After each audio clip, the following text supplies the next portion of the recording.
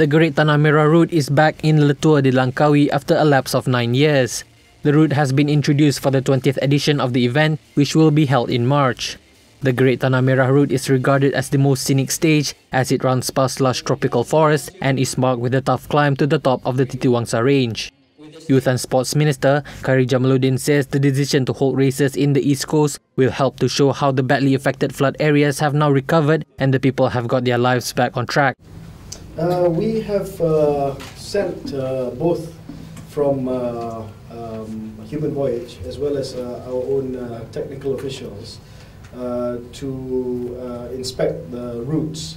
All the routes are accessible at the moment, and we find that apart from it being accessible, by the time the race will take place in March, I think a lot of the other damaged areas around the route will have started the process of rehabilitation.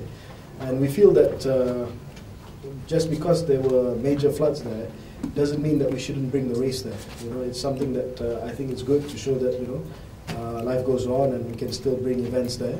And the most important thing is, of course, the security of the race itself and the safety aspect of it. And we've checked and we've seen that so far there's no problems bringing it to the East Coast. Of course, we'll have another round of technical evaluation, but I don't think there's going to be a problem. So for me, it's just as challenging as years before that.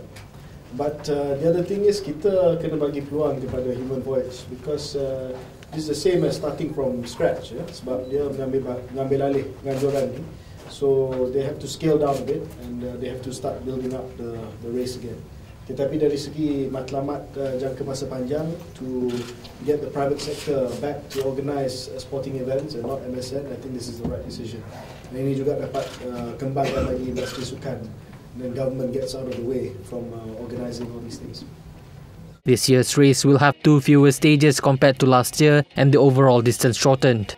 The race will flag off in Langkawi and head east, making several stops along the way in Kuantan, Karak, Genting Highlands and Kuala Lumpur. Dataran Merdeka will witness the ending of the thrilling 8-day battle.